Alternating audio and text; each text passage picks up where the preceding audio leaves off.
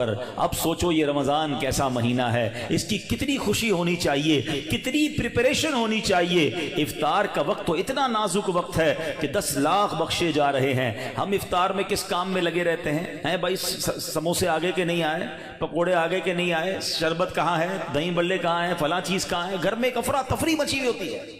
Please try to understand, یہ افطار کا وقت مانگنے کا وقت ہے، گر گڑانے کا وقت ہے، آنسو بہانے کا وقت ہے کہ مولا آج 10 لاکھ بخشے جا رہے ہیں، ان بخشے جانے والوں میں میرا بھی نام لکھ دے۔ کاش سارے اپنے گھر والوں کو بھی کہہ دیا کرو کہ چھوڑ دیں کچن کے کام، ہم بیٹھ جائیں، جو ہو گیا تیار ٹھیک ہے، یہ آخری 10-15 منٹ۔ اور سبحان اللہ، کراچی والوں کو تو اور فائدہ یہ ہے کہ عین اسی وقت عالمی مدنی مرکز میں ایک عجب سما ہوتا ہے، ایک آنسوؤں کی برسات ہے، ایک دعاؤں کا سلسلہ ہے۔ ہمارا تو ٹائم بھی میچ ہوتا ہے نا، پنجاب والے یا دنیا کے دوسرے ملکوں والوں کا وہ افطار کا وقت نہیں ہوتا، ہمارا تو ایگزیکٹ افطار کا وقت وہی ہوتا ہے۔ تو کیا ہی اچھا ہو کہ باپ بھی بیٹھا ہو، ماں بھی بیٹھی ہو، بچے بھی بیٹھے ہوں اور ہاتھ اٹھے ہوئے ہوں اور اللہ کی بارگاہ میں التجائیں ہوں، اے اللہ ہمارا گھرانہ تیرے دربار میں حاضر ہے، اے اللہ افطار کا وقت ہے، 10 لاکھ بخشے جائیں گے، اس بخشے جانے والوں میں ہماری فیملی کا، ہمارے گھر بار کا نام لکھ دے۔ اے میرے اسلامی بھائیوں، کچھ ایسا انتظام گھر میں کریں کہ 10-15-20 منٹ پہلے آپ سارے کاموں سے فارغ ہو جائیں،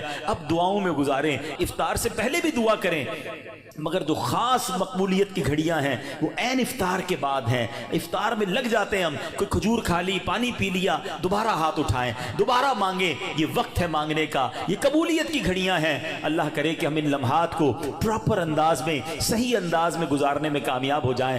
اپنے دل میں خوشی داخل کیجئے، پریپریشن کیجئے، تیاری کیجئے۔ آپ کے گھر پہ جیسا مہمان آتا ہے آپ ویسی تیاری کرتے ہیں نا، کوئی دور کا مہمان، نارمل مہمان، آپ نارمل سی تیاری کرتے ہیں، اسپیشل مہمان آپ اسپیشل تیاری کرتے ہیں۔ کچھ مہمان ایسے ہوتے ہیں جن کے آنے کے لیے انتظار ہوتا ہے، یقین نہیں آتا وہ ہمارے گھر آ رہے ہیں۔ بندہ گھر بھی سجاتا ہے، صفائی بھی کرتا ہے، خوشبو بھی لگاتا ہے، اچھے اچھے کھانے بناتا ہے، مہمان کی تیاری ہے نا۔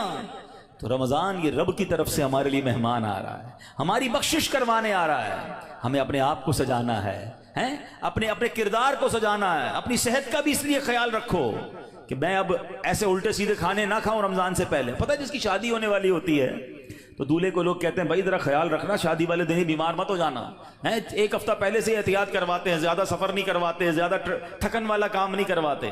تو کیا ہی اچھا ہو کہ ماہ رمضان سے پہلے ہم اپنی صحت کا خیال رکھیں، تھوڑا سا ریسٹ کریں، مجھے روزے رکھنے ہیں، مجھے انشاءاللہ تراویاں پڑھنی ہیں، اپنے کام کاج کو موڈیفائی کریں۔ آپ بہت بیزی رہتے ہیں کاروبار میں، نوکری میں، تو کوشش کریں کہ کوئی ایسی ترتیب بنائے کہ میرا کچھ کام کم ہو جائے تاکہ میں روزے رکھ سکوں، میں عبادت کر سکوں۔ ساری زندگی پڑی ہے کام کرنے کے لیے، لیکن عجیب بات پتہ ہے کیا ہے؟ اس وقت 2 قسم کی تیاریاں ہو رہی ہیں۔ ہوں گے کچھ نیک لوگ جو انشاءاللہ عبادت کی تیاریاں، تلاوت کی تیاریاں، خوب روزے، تراویح اور اس کے بارے میں سوچ رہے ہوں گے، مگر کچھ لوگ وہ ہیں جو اس وقت اسٹاک جمع کر رہے ہوں گے، کاروبار کیسے چمکانا ہے، کون سی آئٹم کا ریٹ بڑھ جائے گا، وہ کاروباری لوگ پیسے کمانے کی تیاری کر رہے ہوں گے۔ کچھ گھر والے وہ ہوں گے جو یہ سوچ رہے ہوں گے بھئی رمضان میں پکانا کیا ہے، کھانا کیا ہے، کون سی آئٹم لینی ہے۔ رمضان کھانے پینے کے لیے نہیں آتا۔ اچھا ویسے بڑی عجیب بات ہے، ذرا سوچیں آپ کہ ماہ رمضان میں ہم روزے رکھتے ہیں، لاجیکلی تو سمجھ یہ آتا ہے کہ ہمارا وزن تھوڑا کم ہو جانا چاہیے، ہم تھوڑے سمارٹ ہو جائیں، مگر کئی لوگ وہ ہیں جن کا رمضان میں وزن بڑھ جاتا ہے۔ کیوں بھائی؟ اس لیے کہ سحری میں زیادہ کھاتے ہیں، پورا دن روزہ رکھنا ہے، رات زیادہ اس لیے کھاتے ہیں کہ پورا دن روزہ رکھا تھا، پھر 2 بار اور کھاتے ہیں کہ کل پھر روزہ رکھنا ہے۔ تو عام دنوں میں 2 بار کھاتے ہیں، رمضان میں 4-5 بار کھاتے ہیں، اور وہ کھاتے ہیں جو نہیں کھانا چاہیے۔ پورا سال جو چیز نہیں کھاتے وہ رمضان میں کھاتے ہیں، پھر موٹے ہو جاتے ہیں، طبیعت خراب ہو جاتی ہے، گلے خراب ہو جاتے ہیں۔ نہیں، ماہ رمضان تو کم کھانے کا مہینہ ہے، فریش ہونے کا مہینہ ہے۔ لیکن ہمارے یہاں تو فیسٹیول، اگر میں کہوں کسی کو کہ کسی غیر مسلم کو اگر رمضان میں دورہ کرا دیا جائے پاکستان کے مختلف شہروں کا اور کہیں بتاؤ کیا آپ نے دیکھا، تو کہے گا لگتا ہے مسلمانوں کا کوئی کھانے پینے کا تہوار آ رہا ہے، کہ میں جس مٹھائی کی دکان پہ گیا وہ رش تھا، جس پکوڑے کی دکان پہ گیا وہ لائنیں لگی ہوئی تھی افطار سے پہلے، اور بورڈ لگے ہوئے تھے سحری آفر، افطار آفر، تو لگتا ہے مسلمانوں کا کوئی کھانے پینے کا سالانہ تہوار آتا ہے۔ کتنی عجیب بات ہے یار، جس مہینے میں پورا دن کھانے پینے سے رکنا ہے، اس مہینے میں سارا دن رات کھانے پینے کی باتیں ہو رہی ہوتی ہیں۔ مجھے بتائیں نا، ہم دوست آپس میں ملتے ہیں کیا بات کرتے ہیں؟ یار سناؤ آج سحری کہاں کرنی ہے؟ اچھا بھائی افطار کہاں کرنا ہے؟ رات کدھر چلنا ہے کھانے کے لیے؟ ارے بھائی یہ بات کون کرے گا؟ تراویح کدھر پڑھنی ہے آج؟ تلاوت کدھر کرنی ہے، تہجد کہاں پڑھنی ہے، علم دین کی محفل کدھر سجی ہوئی ہے، ذکر و اذکار میں آج بیٹھ کے کدھر کرنا ہے، آج مل کے اللہ کی بارگاہ میں گر گڑا کر دعائیں کہاں کرنی، یہ گفتگو کیوں نہیں ہوتی؟ ماہ رمضان تو نیکیوں کا اجر بڑھا دیا گیا، مگر دماغ میں ایک ہی بات گھوم رہی ہوتی ہے، یا دوسری آج کل کھیل کود شروع ہو گیا رمضان میں۔ ایسا نہ کریں۔ ماہ رمضان کے کیسے کیسے فضائل ہیں، ذرا سنیے گا۔ معراج شریف کی روایات میں ہے، معراج کے دولہ مکی مدنی مصطفیٰ صلی اللہ تعالی علیہ وسلم نے سدرۃ المنتہا کے قریب ایک فرشتہ دیکھا۔ آپ فرماتے لم ارا مثلہ، یعنی ایسا نرالا فرشتہ میں نے کبھی نہیں دیکھا، نبی پاک فرما رہے ہیں۔ تو آپ فرماتے ہیں کہ میں نے ایسا نرالا فرشتہ تو کبھی نہیں دیکھا تھا، یہ جب تسبیح کرتا تھا تو اس کی ایسی خوبصورت آواز تھی کہ اس آواز سے عرش بھی جھوم اٹھتا تھا۔ میں نے جبرائیل سے پوچھا ایو خلقی ھذا، اے جبرائیل یہ کون سی مخلوق ہے؟ عرض کی حضور یہ ایک فرشتہ ہے جو حضرت آدم علیہ السلام سے 2000 سال پہلے پیدا کیا گیا تھا۔ میں نے پوچھا اس سے پہلے یہ کہاں تھا؟ عرض کیا اللہ پاک نے عرش کے نیچے جنت میں ایک جگہ بنائی ہے، یہ وہیں ہوتا ہے۔ حضور آج آپ کے دیدار کے لیے حاضر ہوا ہے۔ کیا شان ہے میرے آقا کی، ہر کوئی فدا ہے بن دیکھے، دیدار کا عالم کیا ہوگا۔ ارے فرشتہ بھی میرے آقا کے دیدار کا تمنائی ہے۔ جبریل امین کہتے حضور آج آپ کے دیدار کے لیے حاضر ہوا ہے۔ مکی مدنی سلطان صلی اللہ تعالی علیہ وسلم فرماتے ہیں اب نبی پاک علیہ الصلوۃ والسلام نے اس فرشتے سے ایک بڑا کمال کا سوال کیا، ذرا سنیے گا، آپ کا ایمان تازہ ہو جائے گا۔ پیارے آقا علیہ الصلوۃ والسلام نے اس فرشتے کو سلام کیا تو وہ اللہ پاک کی تسبیح میں مصروف تھا، اسے سلام سنائی نہ دیا۔ اب جبریل امین نے اسے کہا ہذا محمد صلی اللہ علیہ وسلم، یہ محبوب خدا جناب رسول اللہ صلی اللہ علیہ وسلم ہے۔ جب اس نے سنا تو خوشی سے اپنے 2 سبز پر پھیلائے، یہ اتنے بڑے پر تھے جنہوں نے آسمانوں اور زمین کو گھیر لیا۔ اب اس نے مجھے نبی پاک فرماتے ہیں مجھ سے گلے ملنے کی سعادت حاصل کی، ادب سے بوسہ بھی دیا، پھر عرض کی یا رسول اللہ صلی اللہ تعالی علیہ وسلم آپ کے لیے گڈ نیوز ہے، آپ کے لیے خوشخبری ہے کہ اللہ پاک نے ماہ رمضان کے صدقے آپ کی امت کی بخشش فرما دی ہے۔ اس فرشتے نے نبی پاک کو عرض کی کہ حضور آپ کی امت کو اللہ نے ماہ رمضان کے صدقے بخش دیا ہے۔ سبحان اللہ۔ نبی ہاشمی صلی اللہ علیہ وسلم مزید فرماتے ہیں اس فرشتے کے سامنے 2 صندوق رکھے ہوئے تھے جن پر ہزاروں تالے لگائے ہوئے تھے۔ میں نے پوچھا ان صندوقوں میں کیا ہے؟ اس فرشتے نے عرض کی ان صندوقوں میں آپ کی امت کے روزہ داروں کے لیے جہنم سے آزادی کے پروانے ہیں۔ آئے ہائے، ہماری مغفرت کا انتظام پہلے ہی رب نے فرما دیا ہے۔ کاش ہم ماہ رمضان کے قدردار بن جائیں۔ اے گناہ گاروں تمہاری سمجھ لو بات بن آئی ہے، عاصیوں کی مغفرت کا لے کر آیا ہے پیام۔ جھوم جاؤ مجرموں رمضان ماہ غفران ہے، بھائیوں بہنوں کرو سب نیکیوں پر نیکیاں، پڑ گئے دوزخ پہ تالے قید میں شیطان ہے۔ اللہ اکبر۔ تو اے میرے پیارے اسلامی بھائیوں یہ اس قدر مبارک مہینہ ہے کہ اللہ کریم اس مہینے میں رحمتوں اور برکتوں کے دروازے کھول دیتا ہے، اس مہینے میں مغفرتوں کے انتظام ہو گئے ہیں۔ اللہ کرے کہ ہم ماہ رمضان کی قدر کرنے والے بن جائیں۔ رب عز و جل قرآن مجید میں اس ماہ مبارک کے بارے میں فرماتا ہے۔ ماہ رمضان کی آپ اہمیت کا اندازہ اس بات سے بھی لگائیں کہ پورے قرآن میں صرف ایک ہی مہینے کا ذکر ہے، اور وہ مہینہ کون سا ہے؟ وہ مہینہ ماہ رمضان ہے۔ اللہ قرآن میں فرماتا ہے بسم اللہ الرحمن الرحیم شہر رمضان الذی انزل فیہ القرآن ھدی للناس وبینات من الھدی والفرقان فمن شہد منکم الشہر فلیصم۔ ترجمہ کنز العرفان۔ رمضان کا مہینہ ہے جس میں قرآن نازل کیا گیا، جو لوگوں کے لیے ہدایت اور رہنمائی ہے اور فیصلے کی روشن باتوں پر مشتمل ہے۔ تو تم میں جو کوئی یہ مہینہ پائے تو ضرور اس کے روزے رکھے۔ سبحان اللہ۔ اے میرے پیارے اسلامی بھائیوں رمضان کا مہینہ کیا خوبصورت فرمایا کہ جو اس مہینے کو پائے وہ روزے رکھے۔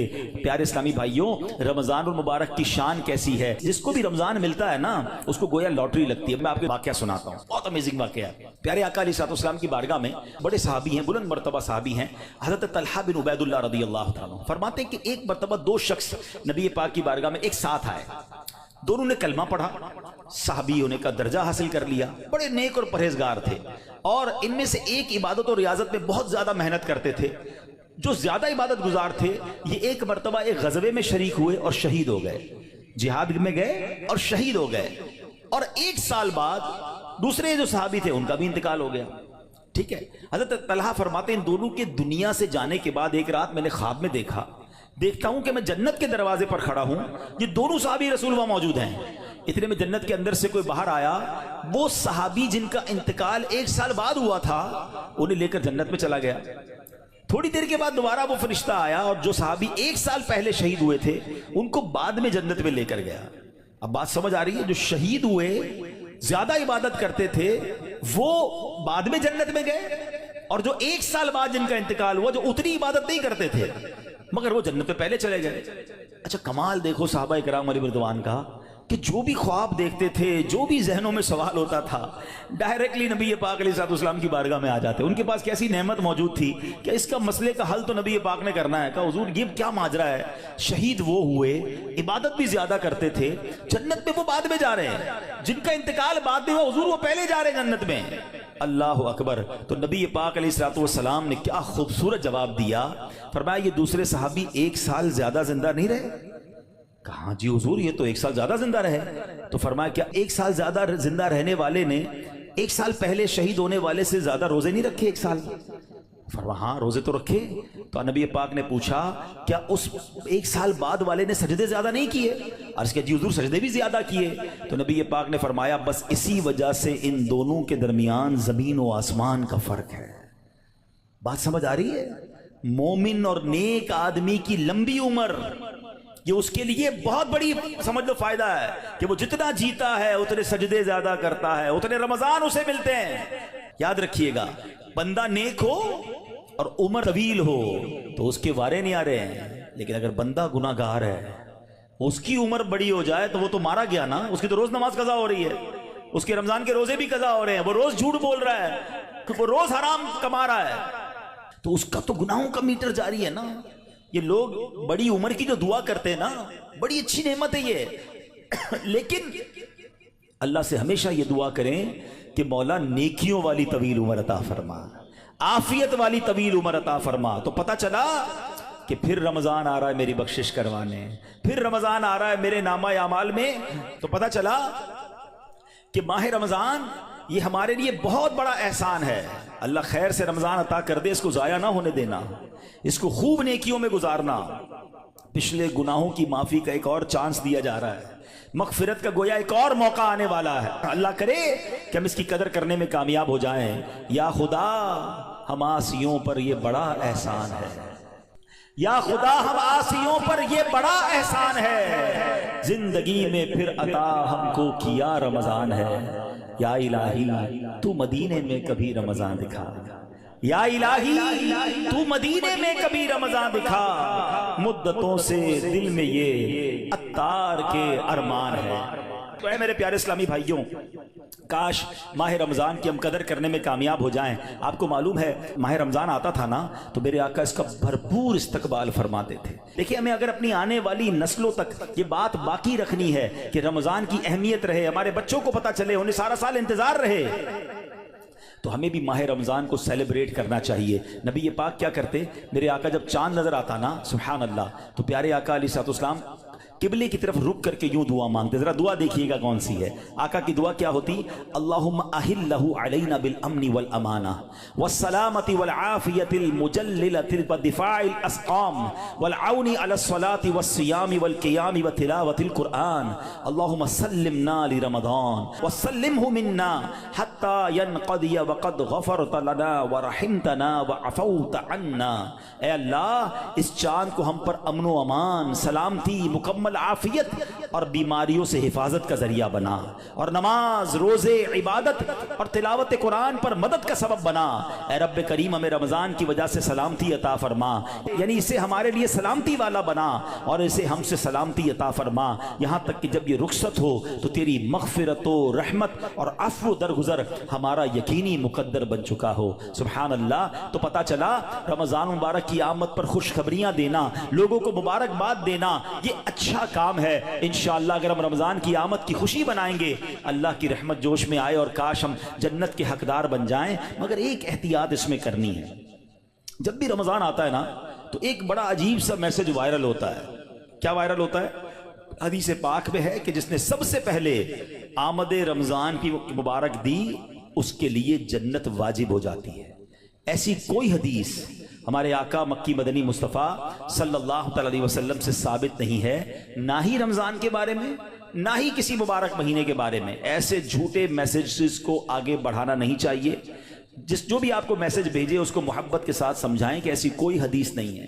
حدیث پاک ذرا غور سے سن لیں، جو ہر میسج آگے فارورڈ کر دیتے ہیں نا، پہلے چیک تو کریں یہ حدیث ہے بھی کہ نہیں۔ ہم کہیں جھوٹی حدیث یا جھوٹی بات پھیلانے کا سبب تو نہیں بن رہے۔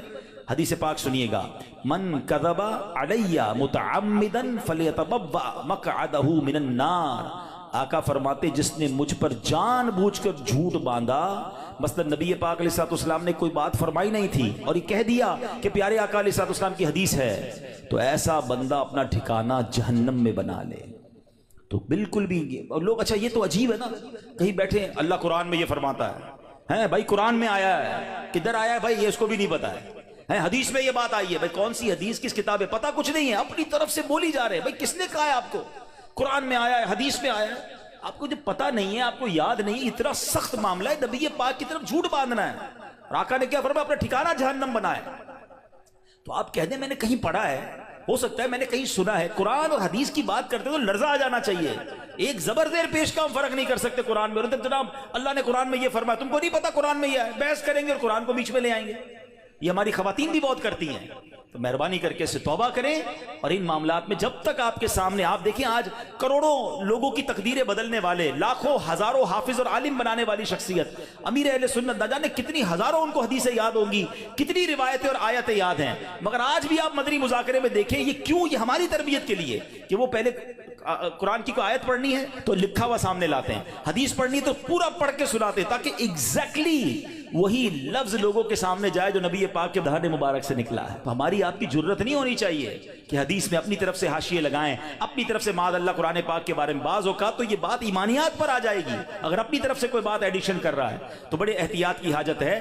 البتہ ماہ رمضان ایک اور خوبصورت آیت سنیے گا، اس میں قرآن پاک نے جو ہم پر رمضان کے روزے فرض کیے گئے نا، اس کا ریزن بیان کیا، یعنی ہماری شریعت ہم سے چاہتی کیا ہے۔ روزے تو ہم برسوں سے رکھ رہے ہیں، بچپن سے روزے رکھ رہے ہیں، کئی ایسے یہاں ایسے ہوں گے، لیکن اس روزے سے میں حاصل کیا کرنا ہے؟ قرآن کیا فرماتا سنو، اللہ قرآن میں فرماتا ہے، یا ایھا الذین آمنوا کتب علیکم الصیام کما کتب علی الذین من قبلکم۔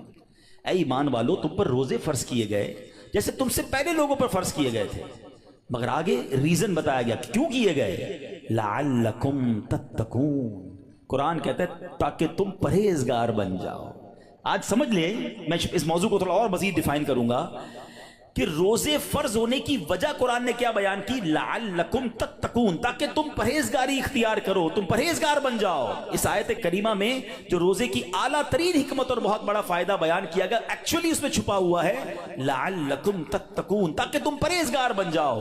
اے میرے پیارے اسلامی بھائیوں، پتہ چلا کہ مبارک مہینہ ہے جس میں ہمیں تقوی حاصل کرنا ہے۔ آپ نے علماء کرام کا بیان سنا ہوگا، وہ بعض علماء کہتے ہیں الحمدللہ رب العالمین والعاقبۃ للمتقین۔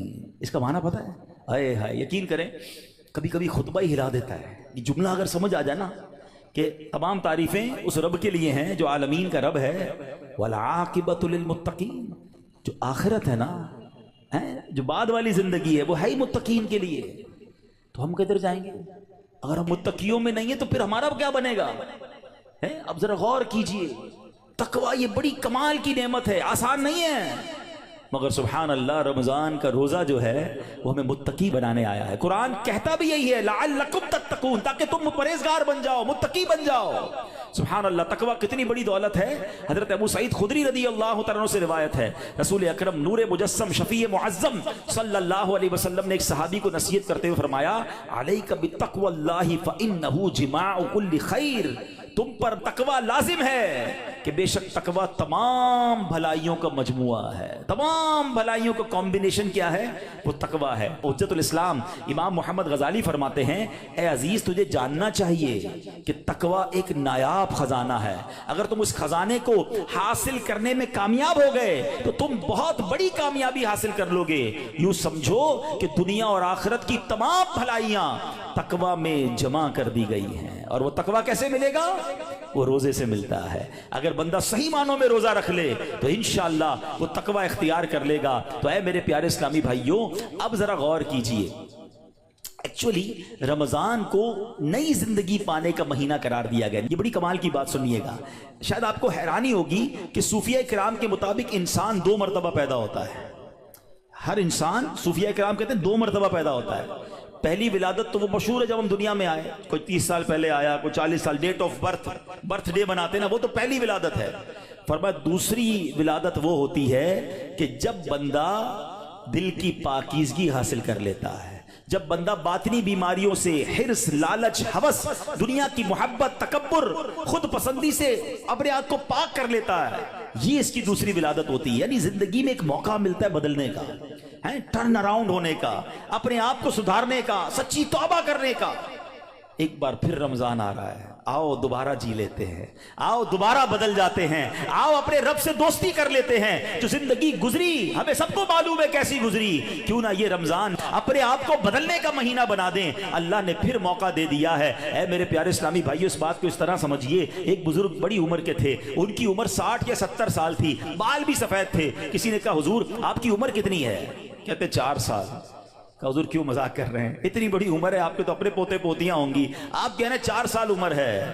کہتے ہیں بات یہ ہے کہ عمر تو بہت زیادہ ہے, بس توبہ کیے ہوئے 4 سال ہی ہوئے ہیں, اللہ سے دوستی کیے ہوئے 4 ہی سال ہوئے ہیں, باقی زندگی تو کھیلوں میں, گناہوں میں گزار دی ہے.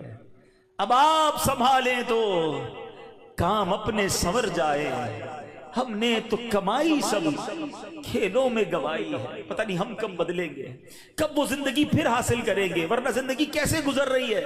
ہم میں سے بہت سارے اچھی طرح جانتے ہیں کہ صبح ہوتی ہے, شام ہوتی ہے, زندگی یوں ہی تمام ہوتی ہے. کبھی کبھی تو ڈر لگتا ہے یار کہ زندگی بڑھ رہی ہے, ہمارے گناہ بڑھ رہے ہیں, نیکیاں بڑھ رہی ہیں. کبھی سوچے تو صحیح, کوئی بیلنس شیٹ تو بناؤ کہ ہر گزرنے والا دن ہم اپنی موت کے قریب ہو رہے ہیں. یہ جو برتھ ڈے پر خوشی بناتے ہیں ان کو سوچنا چاہیے. میں نہیں کہتا ناجائز ہے, لیکن جس کی 20 سال کا ہو گیا, 25 سال, 30 سال, آپ سمجھ رہے ہیں آپ آگے بڑھ رہے ہیں, آپ موت کے قریب ہو رہے ہیں. ایک زندگی کا سال کم ہو رہا ہے, ہر گزرنے والا دن ہم قبر کے قریب ہو رہے ہیں. عقل کیا کہتی ہے کہ جو قبر کے جتنا قریب ہوتا جائے اسے نیکیاں اور بڑھانی چاہیے, مگر ہمارا تو ماجرا ہی الگ ہے. اعلیٰ حضرت کہتے ہیں نا, نفس یہ کیا ظلم ہے, جب دیکھو تازہ جرم ہے. نفس یہ کیا ظلم ہے, جب دیکھو تازہ جرم ہے. نہ تمہاں کے سر پہ اتنا بوجھ بھاری, واہ واہ, روز جرم, روز گناہ, روز خطائیں, ہمارا بنے گا کیا.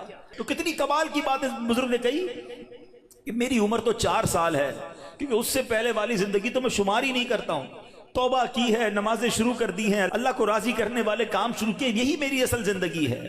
تو اے میرے پیارے اسلامی بھائیوں, کاش ہمیں یہ بات سمجھ آ جائے اور ہم توبہ کرنے والے بن جائیں. اللہ پاک کے نبی حضرت عیسیٰ علیہ نبینا علیہ الصلوۃ والسلام کا فرمان ہے, لن یلج ملکوت السماوات من لم یولد مرتین, یعنی جو بندہ 2 مرتبہ پیدا نہیں ہوتا وہ آسمانی بادشاہت میں داخل نہیں ہو سکتا.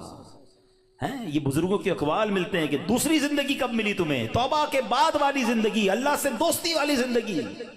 اے شراب پینے والو, اے نماز قضا کرنے والو, اے حرام کام کرنے والو, اے چھپ چھپ کر گناہ کرنے والو, اے چوری کرنے والو, اے ڈاکہ ڈالنے والو, اے ماں باپ کو ستانے والو, کب تک گناہ کرو گے. آؤ وہ مہینہ آ رہا ہے جس مہینے میں ہمیں رب سے دوستی کرنی ہے, جس مہینے میں ہمارے دشمن, ارے ہمیں بہکاتا کون ہے, ابلیس نا, شیطان. اسی شیطان کو تو رمضان میں بند کر دیا جاتا ہے. کتنا ہمارے لیے کام آسان ہو گیا, بہکانے والا ہی بند ہے. اب تو توبہ کر لو, اب تو رب سے دوستی کر لو, اب تو اپنی لائف کو ریوائیو کر کے نشاط ثانیہ, ایک نئی زندگی حاصل کر لو کہ چلو اس رمضان سے پہلے والی زندگی دوسری, اور اب زندگی الگ ہے. اب اللہ کی رضا والی زندگی, اب سجدوں والی, اب نماز والی, اب حلال والی زندگی ہوگی. آپ نے 2 صحابی کے واقعات سنے, 1 سال زندہ رہے زیادہ, وہ شہید سے آگے بڑھ گئے, کیونکہ وہ 1 سال انہوں نے سجدوں میں, نمازوں میں, روزوں میں گزارا. ہمارا ہر سال ہمارے نہ جانے کتنے گناہوں میں اضافہ کرتا ہوگا, ہمیں یہ غور کرنا چاہیے. کاش اب زندگی کو بدلنے میں کامیاب ہو جائیں. حدیث پاک میں فرمایا, ان لکل شیء بابا وان باب العبادۃ الصیام, بے شک ہر چیز کا دروازہ ہوتا ہے اور روزہ عبادت کا دروازہ ہے۔ تو ہے میرے پیارے اسلامی بھائیوں، کاش ہم روزے کی اہمیت کو سمجھیں۔ ہمارا ایک اور بڑا پرابلم ہے، ہم نے روزے کا نام بس بھوکا پیاسا رہنے کو سمجھ لیا ہے۔ لوگ جناب ہمارے یہاں تو ایسے بھی لوگ پائے جاتے ہیں، بات آپ کو عجیب لگے گی، میں بہت چھوٹا تھا، ہمارے علاقے میں جب لوگ ساری رات جاگتے ہیں تو ایک صاحب کے بارے میں کسی نے عذرائے مذاق کہا کہ یہ صاحب بھونپو تو بھونپو روزہ رکھتے ہیں۔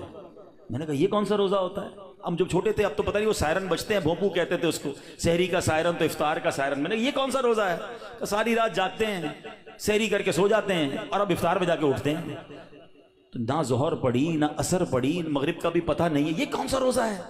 صرف کیا بھوکا پیاسا ہی رہنا ہے؟ فلمیں ڈرامے دیکھ رہے ہیں لوگ، موبائل پہ گیمز چل رہی ہیں، میوزک چل رہا ہے، ہم کیوں رمضان کی نہیں سمجھ رہے؟ روزہ کس چیز کا نام ہے؟ دیکھو یہ کیسے بندے کو پلٹا دیتا ہے اگر صدق کے دل کے ساتھ روزہ رکھا جائے۔ حضرت شیخ ابوبکر شبلی کا واقعہ سنیے گا، کہتے ہیں اپنی زندگی کا ایک حیرت انگیز واقعہ بیان کیا آپ نے۔ ایک مرتبہ ایک قافلے کے ساتھ میں ملک شام جا رہا تھا، تو کہتے ہیں کہ راستے میں اچانک ڈاکوؤں کی جماعت نے ہمارے قافلے پر اٹیک کیا اور قافلے والوں کا ساز و سامان لوٹ کر اپنے سردار کے سامنے ڈھیر کر دیا۔ جانچ پڑتال کرنے لگے، ایک شخص کے سامان سے بہت ساری شکر اور بادام نکلے، ڈاکو تو ڈاکو ہوتے ہیں، انہوں نے جناب کہا چلو مال بھی ملا اور پیسے کھانا بھی ملا، تو سب نے شکر اور بادام کھانا شروع کر دی، مگر میں نے دیکھا کہ ڈاکوؤں کا سردار کھا نہیں رہا کچھ۔ تو شیخ ابوبکر شبلی کہتے ہیں بھائی تم کیوں نہیں کھا رہے؟ لوٹ تو لیا ہے، سب کھا رہے، تم خاموش ہو؟ تو کہتا ہے میرا روزہ ہے۔ شیخ ابوبکر شبلی کہتے ہیں کہ ایک طرف تو لوگوں کا مال لوٹ رہے ہو، لوگوں سے پیسے لوٹ رہے ہو، اور تم روزہ بھی رکھے ہوئے ہو، یہ کیا بات ہوئی؟ تو کیا کہتے ہیں وہ ڈاکو کا سردار کہتا ہے کہ اللہ پاک سے صلح کے لیے کوئی راہ بھی تو باقی رکھنی چاہیے نا، مجھے پتا ہے میں غلط کر رہا ہوں مگر رب کو راضی کرنے کے لیے کوئی راستہ تو باقی رکھوں نا۔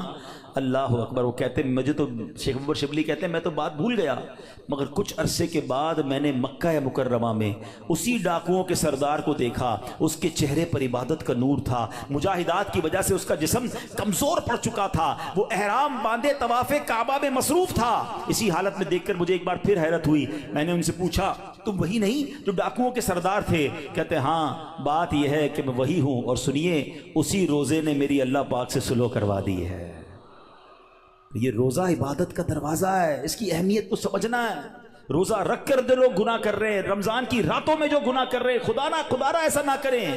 اور آئیے گناہوں بھری زندگی سے ہمیں اپنے آپ کو بدلنا ہے۔ صحابی رسول حضرت جابر بن عبداللہ کا کمال کا فرمان ہے، میں نے خود زندگی میں پہلی بار جملہ پڑھا، لیکن کیا کمال کی بات آپ فرماتے ہیں۔ آپ فرماتے لا تجعل یوم صومک و یوم فطرک سواء، فرماتے تمہارے روزے کا دن اور بغیر روزے کا دن ان دونوں کو ایک جیسا مت رکھو۔ بات بڑی پتے کی ہے، تم بغیر روزے کے جیسے ہوتے ہو، روزے میں بھی ویسے ہی ہو۔ روزے کا دن الگ ہونا چاہیے، اس دن عبادتیں زیادہ ہونی چاہیے، اس دن گناہوں سے بدلنا ہونا چاہیے، اس دن میرے اندر اور تبدیلی آنی چاہیے۔ کاش آنکھوں کا روزہ ہو کہ میری آنکھیں حرام نہ دیکھیں، کاش زبان کا روزہ ہو کہ میری زبان جھوٹ نہ بولے، کسی کا دل نہ دکھائے، کاش میرے ہاتھ بھی روزے میں ہوں، یہ ہاتھ کسی ظلم کی طرف نہ بڑھیں، کاش میرے پیر بھی روزے والے ہوں، یہ پیر مجھے کسی حرام کے اڈے کی طرف نہ لے جائیں۔ اللہ کرے کہ صرف بھوکا پیاسا نہیں، ہم اپنے پورے جسم کا روزہ رکھیں، اپنے کردار کا روزہ رکھیں، میری ذات سے کسی کو تکلیف نہ پہنچے۔ اور سچی بات بتاؤں، روزہ تو بہت سارے لیسن دیتا ہے۔ تقوی کی بات ہو رہی ہے نا، ایکچولی تقوی کی شاندار پریکٹس بھی ہمیں روزہ کرواتا ہے۔ مجھے بتائیے، جب ہم روزہ رکھتے ہیں اور افطار کا وقت قریب آنے والا ہوتا ہے، لاکھوں کروڑوں لوگ روزہ رکھتے ہیں پوری دنیا میں، اب دیکھیں تو اربوں لوگ روزہ رکھتے ہیں، کوئی ایک اسلامی بھائی، بچہ بچی مجھے بتا دیں، اسلامی بھائی اسلامی بہن، کہ جو روزے سے پہلے چپکے سے گھر میں جائے، کوئی دیکھنے والا نہ ہو اور کچھ کھانا پینا کھا لے۔ آپ کے ساتھ کئی بار ایسا ہوا ہوگا کہ افطار سے پہلے آپ گھر گئے ہوں گے، گھر میں کوئی نہیں ہے، آپ نے فریج کھولا ہوگا، کوئی ٹھنڈا شربت پڑا ہوا ہے، فروٹ کٹا ہوا ہے، گھر میں پانی کا جگ بھی پڑا ہوا ہے، آپ کو پیاس بھی لگ رہی ہے، گھر میں کوئی بھی نہیں ہے، کوئی ایک ایسا جس نے چپکے سے پانی پی لیا ہو۔ جب کوئی نہیں دیکھ رہا، بھائی کیوں نہیں پیا آپ نے؟ تو آپ کیا جواب دیں گے؟ کون دیکھ رہا ہے؟ اللہ دیکھ رہا ہے، ایسا ہی ہے نا۔ اچھا یہ تو چلے کھانے پینے کی بات ہے، ہم افطار سے پہلے عصر کی نماز پڑھ رہے ہیں، حلق خشک، تھکے ہارے، وضو خانے پر گئے، وضو کر رہے ہیں، جب کلی کرتے ہیں تو ہمارے منہ میں پانی آ چکا ہے، منہ اور حلق میں کتنا فاصلہ ہے؟ 1 انچ کا بھی فاصلہ نہیں ہے، کوئی دیکھ بھی نہیں سکتا کہ میں نے کلی کر کے پانی کتنا باہر نکالا، کتنا اندر ڈال دیا، تو ایک آدھا گھونٹ پی لو بھائی، کسی کو نہیں پتہ چلے گا۔ تو آپ کیا جواب دیں گے؟ کون دیکھ رہا ہے؟ جواب ذرا بلند آواز سے دو نا، کون دیکھ رہا ہے؟ کمال کی بات ہے۔ دیکھو روزہ کیسی شاندار پریکٹس کرا رہا ہے، میں اکیلا ہوں، کھا پی اس لیے نہیں رہا ہوں کہ اللہ دیکھ رہا ہے، اور آپ کو پتہ یہی کھانا پینا سحری کا وقت ختم ہونے سے پہلے بھی حلال، افطار کا وقت ہو گیا اس کے بعد پھر حلال، صرف اس ٹائم میں نہیں کھا پی رہا، حلال چیزیں تھی روزے کی وجہ سے بعد میں رک گیا۔ تو جو رب تمہیں کھاتے پیتے دیکھ رہا ہے وہ حرام کام کرتے نہیں دیکھتا۔ اب سوچیں یہ شاندار، ہم ہر سب جتنے مسلمان ہیں پریکٹس کرتے ہیں رمضان میں، بالکل پکی پریکٹس ہوتی ہے، اللہ دیکھ رہا ہے اس لیے نہیں کھاؤں گا، اللہ دیکھ رہا ہے پھر فلم کیوں دیکھتے ہو، اللہ دیکھ رہا ہے پھر حرام کیوں دیکھتے ہو، اللہ دیکھ رہا ہے تم جھوٹ کیوں بولتے ہو۔ رمضان میں بھی گناہ کر رہے ہیں لوگ، اور رمضان کے بعد تو دھڑلے سے کر رہے ہیں۔ کیا میرا رب معاذ اللہ تمہیں صرف کھاتے پیتے دیکھ سکتا ہے؟ تمہیں حرام کام کرتے ہوئے، حرام کماتے ہوئے، جھوٹ بولتے ہوئے، کسی پر زیادتی کرتے ہوئے نہیں دیکھ رہا؟ اس وقت کیوں خیال نہیں آتا اللہ دیکھ رہا ہے؟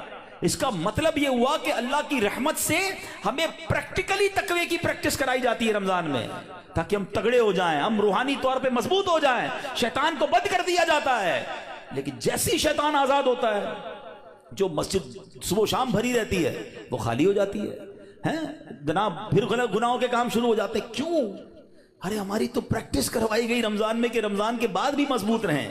آئیں اس بار ایسی پکی سچی نیت کر لو کہ انشاءاللہ رمضان کا بھی انتظار نہیں کریں گے، آج سے انشاءاللہ اب نمازوں کی پابندی شروع ہو جائے گی انشاءاللہ، آج سے اب گناہوں کو چھوڑ کر رمضان کا استقبال کرنا ہے نا۔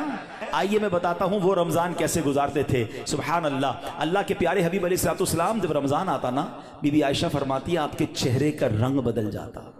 اچھا کیوں بدلتا تھا؟ کہ خوف خدا کہ کہیں رمضان میں حق کے بندگی ادا کرنے میں کوئی کمی نہ رہ جائے۔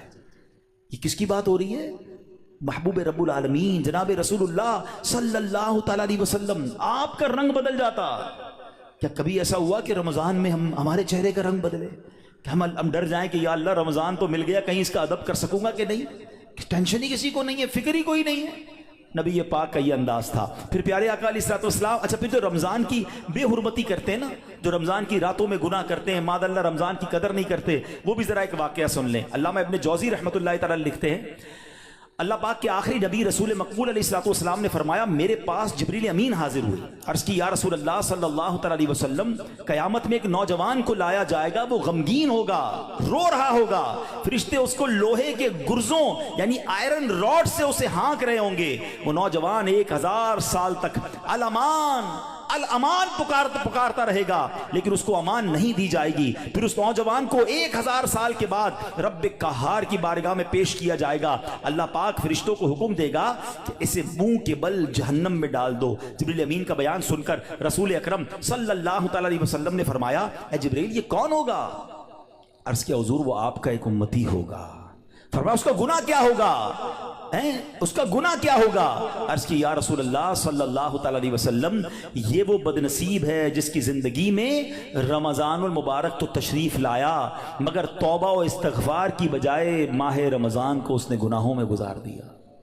رمضان میں گناہ نہیں کرنے، یہ بات سمجھ لو۔ آج میرے پیارے اسلامی بھائیوں بات بڑی سمجھنے والی ہے۔ مجھے ایک بات بتائیں، کوئی کہیں بھی گناہ کرے، گناہ ہوتا ہے، غلط ہے، مگر کوئی مکہ پاک میں جا کے گناہ کرے، حدود حرم میں جا کے گناہ کرے، ایک گناہ 1,00,000 گناہ کے برابر ہو جاتا ہے، سزا زیادہ ہو جاتی ہے۔ آپ کی مسجد کے باہر روڈ پہ کھڑے ہو کے معاذ اللہ کوئی گالی نکالے حرام، لیکن مسجد کے اندر آ کر نکالے، آپ کیا کہیں گے؟ خدا کا خوف کرو اللہ کے گھر میں۔ تو اسی طرح کچھ مقام کی اہمیت ہوتی ہے، کچھ وقتوں کی اہمیت ہوتی ہے، کچھ مہینوں کی اہمیت ہوتی ہے۔ رمضان ہمیں بخشوانے آیا ہے۔ اچھا ایسا تو ہے نہیں کہ جیسے ہی رمضان کا چاند نظر آئے گا میری جناب جتنی بھی گناہوں کی عادتیں وہ آٹومیٹکلی بند ہو جائیں گی۔ جس کی جھوٹ بولنے کی عادت ہے، جس کی حرام دیکھنے کی عادت ہے، جس کی لڑائی کرنے کی عادت ہے، جس کی معاذ اللہ برے کام کرنے کی عادت ہے، وہ رمضان میں کیسے بچائے گا اپنے آپ کو؟ تو ابھی سے اپنے آپ کو بچانا شروع کر دیں، پریکٹس شروع کریں اور اپنا ذہن بنا لو آپ کچھ بھی ہو جائے میں نے انشاءاللہ گناہ نہیں کرنا ہے۔ رمضان میں اپنے آپ کو گناہوں سے بچانا ہے۔ میرا موبائل اگر گناہوں کی طرف لے جاتا ہے مجھے موبائل نہیں چاہیے، میں بھلے وہ چھوٹا والا موبائل لے لوں یا کم از کم یہ پیجز اور یہ بہت سارے جو سافٹ ویئر اپنے موبائل سے نکال دوں، کیونکہ کہیں میرا موبائل ہی مجھے گناہ نہ کروا دے۔ مجھے نہیں کھولنا ٹی وی اگر میرے ہاتھ سے ریموٹ ہاتھ میں آتا ہے اور میں کچھ غلط چیز دیکھتا ہوں۔ مدنی چینل دیکھیں، سبحان اللہ، ہر اس دوستی سے، ہر اس کمپنی سے، ہر اس صحبت سے مجھے بچنا ہے کہ جہاں بیٹھتا ہوں تو غیبتیں ہوتی ہیں، جہاں بیٹھتا ہوں تو جناب گناہ ہوتے ہیں، مجھے نہیں جانا بھائی۔ ایک گناہ اور 1 سال کے اعمال برباد، پتہ چلا لوگ رمضان میں نیکیاں کر کے بخشش پا رہے ہوں اور میں اپنی بری عادتوں کی وجہ سے مار کھاؤں۔ یہ بہت سخت عذاب ہے. دیکھیں آپ نے سنا نا کہ 1000 سال تک وہ الامان الامان پکارتا رہے گا مگر اس سے اس کی پکار نہیں سنی جائے گی. ادھارا یہ مہینے میں قدر کرنی ہے. یہ مہینہ میری اور آپ کی بخشش کے لیے آیا ہے. یہ ہمارے اعمال نامے کو بہت زیادہ انشاءاللہ امپروو کرنے کے لیے آیا ہے. اللہ کرے کہ ہم اس مہینے کے بارے میں سوچیں. ایک اور انداز میرے آقا کا کیا تھا. بی بی عائشہ صدیقہ رضی اللہ تعالیٰ عنہا فرماتی ہیں جب رمضان کا مہینہ تشریف لاتا تو پیارے آقا علیہ الصلوۃ والسلام عبادت پر کمر باندھ لیا کرتے ہیں. نبی پاک عبادت تو ویسے بھی بڑی فرمایا کرتے تھے مگر رمضان میں اسپیشل میرے آقا علیہ الصلوۃ والسلام اور زیادہ عبادت کرتے, نوافل بڑھا دیتے, ذکر و اذکار بڑھا دیتے, دعائیں بڑھا دیتے. تو ہمیں بھی رمضان میں پلان کرنا ہے کہ میں نے انشاءاللہ تلاوت قرآن کرنی ہے, میں نے رمضان میں اتنے نوافل پڑھنے ہیں, میں نے انشاءاللہ اتنے درود پڑھنے ہیں, میں نے آپ فضول کاموں سے بچنے لگ جائیں, آپ کی ویسے ہی ٹائم میں بڑی برکت ہو جانی ہے. اچھا رمضان المبارک میں پیارے آقا کا ایک اور انداز, نبی پاک رمضان میں 20 رکعت تراویح پڑھتے تھے. یاد رہے کچھ لوگ 20 رکعت میں ڈنڈی مار رہے ہوتے ہیں, وتر بھی ادا فرماتے, 20 رکعت پوری ادا فرماتے. پیارے آقا نے 20 رکعت تراویح نبی پاک نے نماز تراویح با جماعت پابندی سے ادا نہ فرمائی, صرف 2 دن ادا کی اور پھر سبحان اللہ ہم پر کتنی بڑی مہربانی کی. آپ فرماتے کہ اگر اس پر پابندی کی گئی تو فرض ہو جانے کا اندیشہ ہے, میری امت کے لیے دشوار ہو جاتی, اس لیے آپ نے جماعت کی پابندی نہ فرمائی. البتہ 20 رکعتیں نبی پاک نے پڑھی اور پھر آپ کے بعد حضرت عمر رضی اللہ تعالیٰ عنہ نے باقاعدہ 20 رکعت نماز تراویح کی جماعت کا اہتمام کیا. تو آج پوری دنیا میں مسلمان تراویح پڑھتے ہیں مگر وہ لوگ ایک نیا ٹرینڈ چلا ہے, 3 روزہ تراویح, 5 روزہ تراویح, 7 روزہ تراویح. غلط نہیں ہے یہ, مگر اس میں ایک احتیاط یہ کرنی ہے کہ جو بھی لوگ یہ انتظام کرتے ہیں وہ حافظ صاحب سے بھی کہہ دیں اور حافظ صاحب سے بھی میری گزارش ہے کہ پراپر قرآن پڑھیں. ہم قرآن سننے کے لیے جمع ہوتے ہیں, کوئی ایوارڈ نہیں چاہیے. اتنا ماشاءاللہ 4 پارے بھی پڑھ رہے ہیں اور 10 بجے فارغ بھی کر رہے ہیں, بڑے اسپیڈ میں پڑھتے ہیں. وہ اسپیڈ میں پڑھ رہے ہیں, قرآن پڑھنے کا ثواب مل بھی رہا ہے کہ نہیں؟ ٹھیک ہے نا, کچھ سمجھ ہی نہیں آ رہا تلاوت کیا ہو رہی ہے. تو یہ کوئی ریس نہیں لگی ہوئی, اللہ کا کلام ہے, اس کے آداب ہیں, اس کی جناب کوئی طریقہ کار ہے, اس کی پروناؤنسیشنز ہیں. بعض اوقات مخارج کی غلطی اور صحیح طریقے سے نہ پڑھنا ثواب کی بجائے گناہ ہوتا ہے. تو پڑھنے والے بھی احتیاط کریں اور ایسی جگہ ہی جا کر پڑھیں کہ جہاں صحیح معنوں میں صحیح تلفظ کے ساتھ تلاوت ہوتی ہو. لیکن اگر کوئی 3 روزہ 5 روزہ 7 روزہ تراویح پڑھتا ہے ٹھیک ہے, اگر صحیح تلاوت ہوئی اور آپ کی نماز ہو گئی اوکے, عاشقان رسول کے ساتھ آپ نے پڑھی ماشاءاللہ. لیکن اس کا مطلب یہ نہیں کہ آپ نے 3 روزہ ختم قرآن کر لیا, 5 روزہ ختم قرآن کر لیا, پورا مہینہ چھٹی ہو گئی. چاند رات تک, جب تک چاند نظر نہیں آتا اس سے پہلے آپ نے روزانہ تراویح پڑھنی ہے. سنت موقدہ ہے. کچھ لوگ سمجھتے تراویح نہیں پڑھی تو کوئی گناہ نہیں ہے, نہیں, تراویح سنت موقدہ ہے. سیدی اعلیٰ حضرت فرماتے ہیں سنت موقدہ کے ترک کی عادت بنا لینا گناہ ہے. اور میں نے آپ کو پہلے بتایا آج بیان کے شروع میں, ہر سجدے پر 1500 نیکیاں ہیں, تو سستی تو کرنی نہیں ہے. 20 رکعتوں کے بعد تراویح کے وتر کے بعد نفل بھی پڑھنے ہیں, اللہ کرے سحری میں اٹھے تو تہجد بھی پڑھیں, ہر سجدے پر نیکیاں ہیں. تو ہمیں تو اور عبادت کرنی ہے, نہ کہ عبادت سے جی چرانے کے, دور بھاگنے کے فارمولے اختیار کریں. نبی پاک کا ایک اور بڑا پیارا انداز, جبریل امین پیارے آقا کے پاس آتے نا تو نبی پاک جبریل امین کے ساتھ قرآن کا دور فرمایا کرتے. ہائے ہائے ہائے, ہم میں سے بہت سارے وہ لوگ ہیں جو تلاوت کرتے ہیں, اچھی بات ہے, مگر یہ دور والی سنت بھی عمل ہونی چاہیے. 2 دوست بیٹھ جائیں, میں پہلے آپ کو قرآن سناتا ہوں پھر آپ سنائیں, اللہ کرے زبانی یاد ہو تو زبانی سنائیں, ورنہ پڑھ کے سنا دیں. گھر میں میاں بیوی کر سکتے ہیں, باپ بیٹا کر سکتے ہیں, بھائی بہن, پردے کے جو بھی معاملات فیملی کے ہیں وہ دیکھ کر اگر گھر میں بھی اپنے ساتھ بیٹھ کر دور کریں اور یاد کریں وہ کیسا منظر ہوگا جب جبریل امین اور نبی پاک قرآن کا دور فرمایا کرتے. اور ایک خاص کام نبی پاک کا یہ ہوتا کہ رمضان میں, ویسے تو میرے آقا سے بڑھ کر سخی کون ہے, مگر رمضان میں میرے آقا خوب سخاوت فرماتے, ہر آنے والے کو عطا فرماتے. راوی لکھتے ہیں ایسی سخاوت ہوتی کہ جیسے تیز آندھی چلتی ہے اس سے زیادہ نبی پاک کی سخاوت جو ہے وہ جاری رہتی. تو ہمیں بھی چاہیے کہ ماہ رمضان میں ہم سخاوت کریں, اپنے دسترخوان کو بھی وسیع کریں, اور لوگوں تک بھی جناب جو مسلمان پریشان ہیں ان تک جناب آپ مدد پہنچائیں یہاں جس سے جتنا بن سکے. ایک بات یاد رکھیے گا, جب بھی بات سخاوت کی آتی ہے نا تو ذہنوں میں یہ بات آتی ہے کہ جناب یہ تو امیروں کا کام ہے. یہ بھول ہے ہماری. سخاوت جو ہے نا وہ ایکچولی دل کی غنا کا نام ہے. کوئی بے شک 1 روپیہ دے اللہ کی راہ میں اخلاص کے ساتھ دے, اپنی حیثیت کے مطابق دے رہا ہے, ہو سکتا ہے اس کے 1 روپیہ کسی کے لاکھ روپے سے بڑھ جائے. تو اللہ کی بارگاہ میں دل دیکھا جاتا ہے, یہ نہ دیکھو میں کتنی کوانٹٹی دے رہا ہوں, مگر آپ یہ سوچ لو کہ اپنی حیثیت کے مطابق میں نے سخاوت کرنی ہے. اور ویسے ہی لوگ بڑے پریشان ہیں, یہ دن ہے سخاوت کرنے کے, کسی کا دسترخوان اچھا کر دیں, کسی کی جناب افطاری سحری اچھی کر دیں, کسی کے بچوں کی عید اچھی کر دیں. ہمارا ایک اور بڑا پرابلم ہے کہ بعض اوقات ہم روڈ پر مانگنے والوں کو تو بہت کچھ دے رہے ہوتے ہیں, لیکن گھروں میں لوگ بڑے پریشان ہیں, تو ہمیں سفید پوش لوگوں کو تلاش کر کے, اچھا اب یہ بھی جب کہتا ہوں تو لوگ کہتے ہیں یار سفید پوش کہاں سے ملیں گے؟ بھائی آج کے دور میں جس کی آمدنی 40-50 ہزار سے کم ہے وہ پریشان ہی ہے, وہ ہینڈ ٹو ماؤتھ ہے, اس کا پورا نہیں ہو رہا. اللہ نے اگر کسی کو نوازا ہے تو بن مانگے. ایک بڑا عجیب انداز بھی آج ہو گیا ہے, بھائی کوئی ضرورت ہو تو مانگ لینا.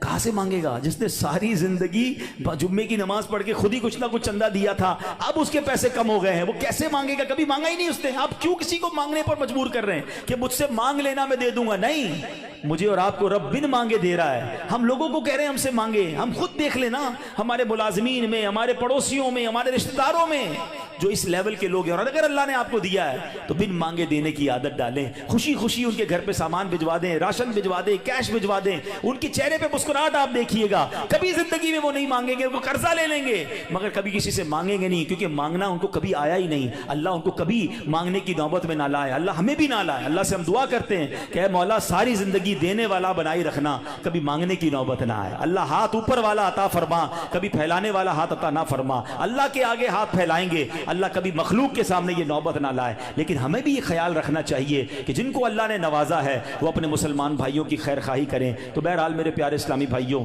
باتیں تو بڑی ہوئی کہ ماہ رمضان میں گناہوں سے بچنا ہے, ماہ رمضان میں عبادت کرنی ہے, ماہ رمضان میں تلاوت کرنی ہے, ماہ رمضان کے ایک ایک لمحے کو استعمال کریں. جیسا کہ میں نے کہا کہ افطار کا وقت بڑا مبارک ہے, اس وقت دعائیں کریں. تہجد پڑھنا بڑا آسان ہو جاتا ہے رمضان میں. جب بھی سحری کے لیے اٹھیں آپ پہلے وضو کر کے کم از کم 2 رکعت پڑھیں, کچھ دیر دعا کریں, خاص قبولیت کا وقت ہے, اور پھر آپ سحری وغیرہ گھر والے مل کر لیں. اور سبحان اللہ, پاکستان میں تو ایک اور بڑی نعمت ہمیں یہ حاصل ہے کہ دعوت اسلامی نے وہ کمال کیا, اللہ سلامت رکھے میرے پیر و مرشد کو, کیا شاندار طریقہ دیا ہے کہ جس سے ممکن ہو کہ مجھے رمضان میں گناہ نہیں کرنے. جو یہ چاہتا ہے کہ پورا رمضان میں برکتوں والا پالوں, تو کیا شاندار فارمولہ دیا کہ پورے مہینے کا اعتکاف دعوت اسلامی نے کئی سالوں سے شروع کیا ہوا ہے, اور ہزاروں ہزار اسلامی بھائی دنیا بھر میں پورے مہینے کے اعتکاف میں بیٹھتے ہیں. اور عالمی مدنی مرکز کے اعتکاف کی تو کیا بات ہے, دنیا کے کتنے ملکوں سے لوگ آتے ہیں, اور قبلہ شیخ طریقت امیر اہل سنت بھی وہاں جلوہ فرما ہوتے ہیں. تو آپ میں سے جن سے بن پڑے زندگی میں کوئی ایک رمضان تو ایسا ہو کہ ہم پورا مہینہ اللہ کے گھر میں بیٹھ جائیں. اور پھر اعتکاف کی تو کیا شان ہے, نبی پاک فرماتے ہیں من اعتکف ایمانا و احتسابا غفر له ما تقدم من ذنبه. آقا فرماتے ہیں جو ایمان کی حالت میں ثواب حاصل کرنے کے لیے اعتکاف کرے اس کے پچھلے سارے گناہ معاف کر دیے جاتے ہیں. تو آخری عشرے کے اعتکاف کی تو شان ہی نرالی ہے, پورا مہینہ نہیں تو آخری عشرے کا اعتکاف کریں. کیوں کہ ایک رات ہے, ہاں وہ بڑی کمال کی رات ہے. قرآن پاک میں رمضان کا تو ذکر آیا نا, اس رات کے لیے تو پوری سورت آئی ہے, سورہ قدر کے نام سے. ہمارے آقا کتنے مہربان ہیں, یہ نہ فرمایا کہ پورے سال میں کبھی بھی لیلۃ القدر آ جائے, پورا سال ڈھونڈنا پڑتی. یہ بھی نہ فرمایا کہ پورے رمضان میں کوئی بھی رات لیلۃ القدر ہے تلاش کرو, پورا مہینہ ڈھونڈنا پڑتا. فرمایا رمضان کے آخری عشرے کی 5 طاق راتوں میں سے ایک رات لیلۃ القدر ہے, اسے تلاش کر لو. حدیث کا مضمون ہے. تو پھر اسی لیے اعتکاف کیا جاتا ہے کہ 10 دن اگر ہم مسجد میں ہیں تو جو بھی رات شب قدر ہوگی وہ ہمیں حاصل ہو جائے گی. تو ممکن ہو سکے تو رمضان کے آخری عشرے کا اعتکاف کر کے لیلۃ القدر کی برکتیں حاصل کریں. رب کریم سے پھر دعا ہے, اے مولا ہمیں صحت کے ساتھ عافیت کے ساتھ ماہ رمضان نصیب فرما, پورے روزے رکھنا نصیب فرما, پوری تراویح پڑھنا نصیب فرما, اور جو بخشے جائیں اے اللہ ان بخشے ہوں کے صدقے ہم گناہگاروں کی بھی بخشش فرما. الحمدللہ ماہ رمضان میں لوگ اپنی زکوٰۃ اپنے عطیات دیتے ہیں. پہلے اپنے غریب رشتہ داروں کا خیال رکھیں, اور اس کے بعد میری گزارش ہے عاشقان رسول کی عظیم تحریک دعوت اسلامی, وہ تنظیم جس نے دنیا بھر میں کمال کر دکھایا ہے, لاکھوں لاکھ حافظ قرآن اور جناب ناظرہ قرآن پڑھنے والے فارغ کیے. تو اپنی زکوٰۃ میں, اپنے عطیات میں, رمضان میں جو عید کا فطرہ دیں, ان تمام چیزوں میں دعوت اسلامی کو ضرور آپ نے اس کو کنسیڈر کرنا ہے, اس کا ساتھ دینا ہے. اللہ کریم سے دعا ہے کہ رب کریم ہمیں اپنی دعوت اسلامی کا دل کھول کر ساتھ